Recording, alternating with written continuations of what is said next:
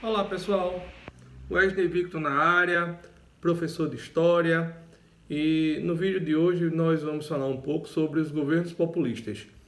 Que esses governos populistas eles vão surgir no Brasil após a saída de Vargas, ou seja, após o fim da era Vargas, que ocorre em 1945, após o fim da Segunda Grande Guerra Mundial. E aí vai se iniciar esses governos populistas com o Eurico Gaspar Dutra, de 1946 até 1964, com o último governo de João Goulart, que vai anteceder o período dos governos militares. Quando a gente fala de populista, a gente precisa entender bem a diferença entre democracia e populismo. No governo democrático, há a participação do povo. E aí essa participação do povo, ela está sintetizada pelo voto, que o voto é um voto secreto, universal, e vai existir na democracia vários partidos políticos. E aí a gente sabe que esses partidos políticos, eles cada ideologia, tem partidos políticos de direita, partidos políticos de esquerda, partidos políticos de centro, e aí as eleições elas são autônomas e deve haver uma harmonia entre os poderes executivo, legislativo e judiciário. A gente sabe que a função do executivo é executar as leis, dos legislativos legislar essas leis, e aí quem legisla no legislativo, são os vereadores, deputado estadual, deputado federal e os senadores. E o judiciário vai ter a função do julgamento, tá? O executivo formado pelos prefeitos, governadores e presidente, tá? Esse termo também, democracia, refere-se à liberdade de pensamento, expressão, acesso dos cidadãos à educação, à saúde, ao trabalho e à justiça. E aí a gente sabe que isso, num Estado democrático de direito, são questões garantidas na Constituição. E a nossa Constituição atual é a Constituição de 1988. Já o populismo é uma forma de governar em que o chefe de Estado se dirige diretamente ao povo de forma carismática e utiliza vários recursos para obter o apoio popular.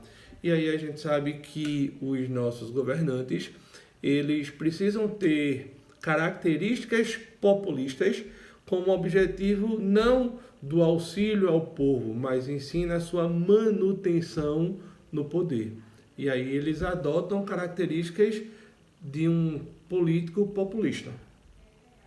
Bom, e aí a gente sabe que alguns governos populistas que marcam a nossa história, a gente tem o Eurico Gaspar Dutra, a gente tem a segunda fase do governo Vargas, que vai de 51 a 54, a gente tem o governo de Juscelino Kubitschek, a gente tem o governo de Jânio Quadros e a gente tem o governo de João Goulart, tá? E aí quando a gente entra no contexto populista, de populismo, como é que estava o contexto mundial na época? A gente sabe que o populismo ele vai surgir em 1946, que vai ser marcado com o fim da Segunda Guerra Mundial, que ela ocorre em 1945, o início da Guerra Fria, que era a disputa ideológica entre Estados Unidos e União Soviética, ou seja, capitalismo versus socialismo, tá? O estabelecimento de áreas de influência.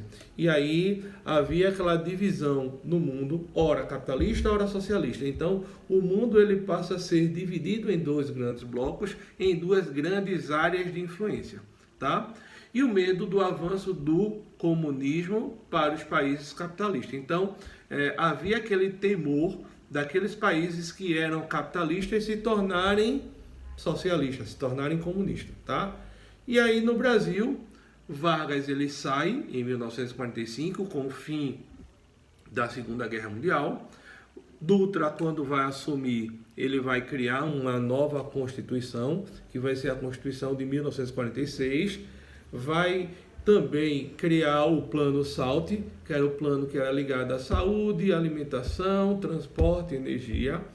Vai haver o crescimento econômico no país. Empresários cada vez mais vai acumular mais capital, e aí o Brasil vai ter aquele processo de abertura para o capital internacional, ou seja, muitas multinacionais começam a se instalar no Brasil nesse período dos governos populistas. E trabalhadores exigindo os maiores direitos dos patrões. E aí a gente sabe que grande parte desses direitos são herança do período de Getúlio Dornelas Vargas. Tá? Pela primeira vez na história, os presidentes seriam eleitos pelo voto direto e secreto.